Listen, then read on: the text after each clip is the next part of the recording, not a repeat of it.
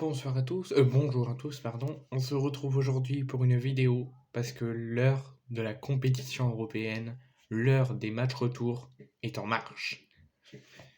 Les demi-finales de l'Europa League, de la Champions League, de la Conference League vont démarrer cette semaine pour les matchs retour, donc pour les qualifications pour la finale et remporter le trophée. Donc il y a deux chocs en Ligue des Champions qui démarrent demain soir à Manchester, à l'Etihad Stadium, entre Manchester City d'Erling Haaland et le Real Madrid de Karim Benzema, qui se sont neutralisés à Madrid un but partout lors du match aller la semaine dernière. Demain soir, Manchester City va recevoir le Real Madrid pour se qualifier en finale et potentiellement remporter leur première Ligue des Champions. Le Real Madrid, si City se qualifie, pourrait potentiellement, pour la première fois depuis longtemps, être éliminé au stade des demi-finales. Enfin, pas la première fois parce que ça leur arrive quand ils font match nul dans la demi-finale aller, ils seront éliminés en demi-finale retour, ils ne vont jamais en finale quand ils font match nul à l'aller. Donc c'est très rare parce que souvent ils gagnent. Donc là, le Real Madrid va vouloir se qualifier. Ça sera sans doute difficile, ça sera sans doute en souffrant, mais le Real Madrid va tout faire pour aller en finale et remporter leur je ne sais pas combienième Ligue des Champions. Et City va vouloir faire l'exploit et éliminer le Real Madrid pour potentiellement remporter leur première Ligue des Champions.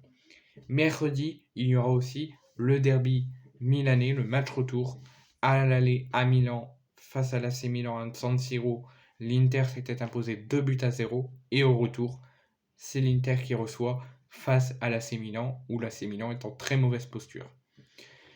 Donc, comme je vous l'ai dit, le début des matchs retour pour l'instant en C1, jeudi en C3 et en C4, débute dès demain soir avec l'Etihad Stadium et le choc entre le Real Madrid et Manchester City.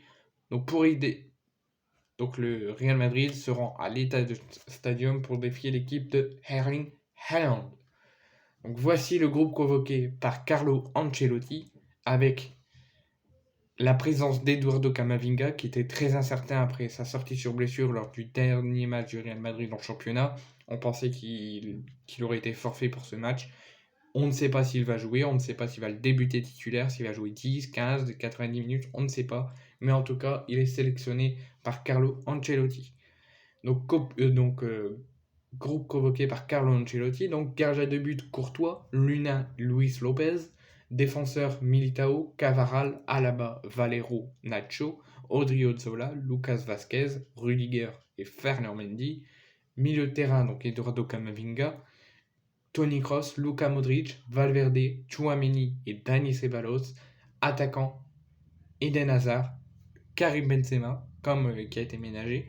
Juste avant le match aller, il y a eu un match du Real, il avait été ménagé, il a joué le match aller. Le match qui suit, donc le dernier match ce week-end du Real, il a été ménagé tout comme Vinicius.